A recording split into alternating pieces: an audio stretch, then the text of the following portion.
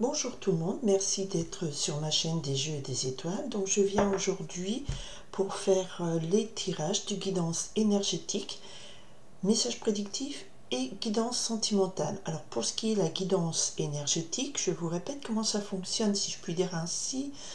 En fait, je me concentre sur le tableau de bord des énergies, la trame, la toile de fond de ce qui se passera majoritairement cette semaine du 20 au 26 novembre, d'accord? Après, vous calez dessus si ça répond à une situation que vous vivez actuellement ou pas.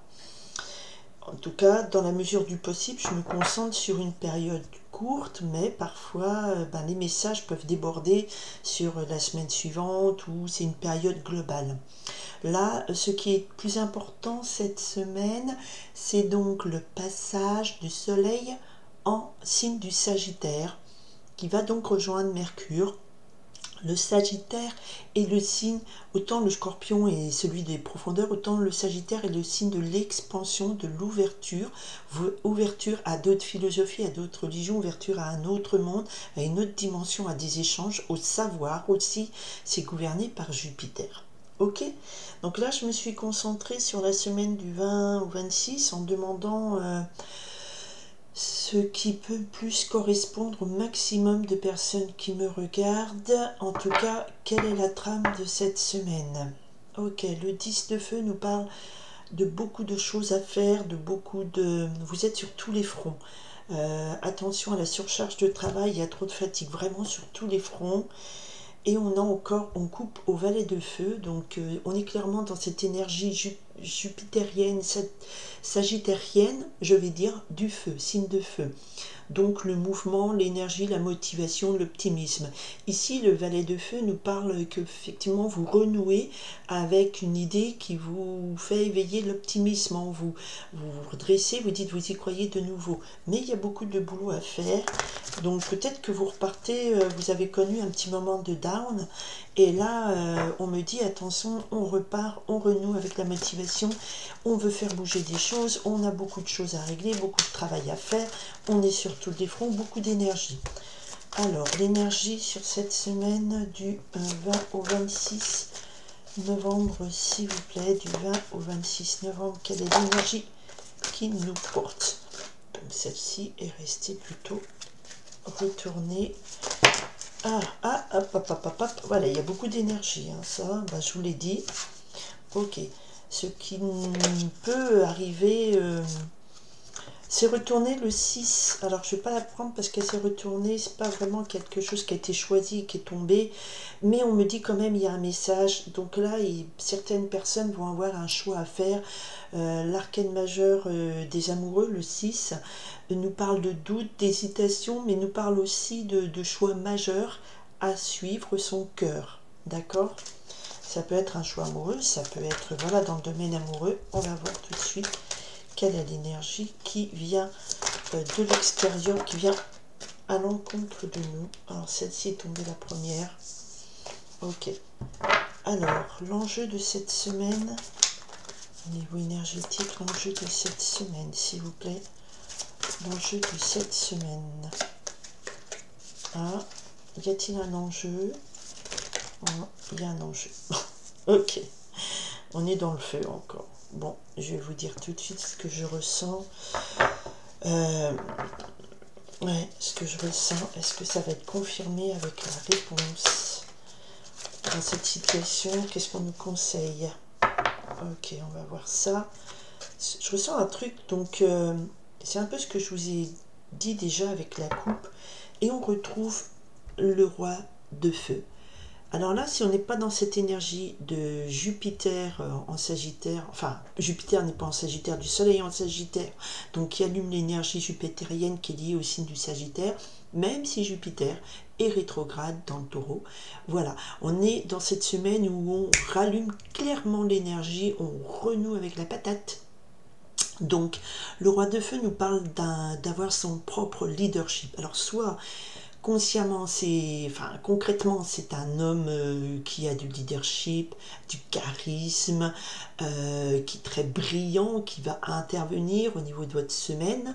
Soit c'est vous, soit c'est quelqu'un de votre entourage ou qui intervient sur votre semaine. Soit en termes d'énergie, on a ici le leadership. On vous demande de renouer avec votre propre charisme, avec votre lumière intérieure. La lumière couronne ce personnage et il y a le feu, donc il y a de la passion. Les idées sont claires, il voit, c'est un visionnaire, c'est quelque chose qui est absolument sagittérien. D'accord? Donc là, on a clairement ce message, on vous dit c'est cette énergie cette semaine. Alors, comment on l'utilise? Ok. Alors, l'énergie qui vous porte, et je comprends mieux pourquoi on nous balance beaucoup d'énergie feu et beaucoup de nous dire wake up, réveillez-vous. Ici, nous avons le 4 de terre. Alors, l'énergie qui vous porte cette semaine, c'est une énergie de cramponnage. Le 4 de terre, c'est une ultra stabilité. On est cramponné dans sa zone de confort. On ne veut pas lâcher l'affaire. Un brin têtu, un brin replié sur moi, les pieds sur terre, ok, mais pas, c'est pas l'énergie de l'aventurier, vraiment pas. Ce qui vient un petit peu nous titiller, eh ben, c'est l'énergie du monde. En fait, ce que je vous ai dit, c'est que le Sagittaire, comme je vous ai dit, le Scorpion, c'est un signe plutôt intérieur, hein, tous les Sagittaires, tous les Scorpions sont pas casaniers, ça veut pas dire ça, c'est une énergie intérieure, on va au fond des choses. Et le Sagittaire, il a une énergie d'ouverture au monde. Et là, c'est cette énergie qui est là. C'est la belle énergie du Sagittaire qui vous dit, ouvrez-vous, il y a une serrure ici, ouvrez-vous à une autre perspective du monde qui vous entoure, à un autre monde, à votre épanouissement. L'arcane majeur 21 nous parle d'épanouissement, d'aboutissement de cycle. Et là, on a vraiment clairement ça. Vous avez quelque chose de vaste, de merveilleux, de puissant en face de vous. Et pour l'instant, vous restez tranquillement sur vos positions. Mais face à ce poids du monde, qu'est-ce qu'on va vous demander de faire ?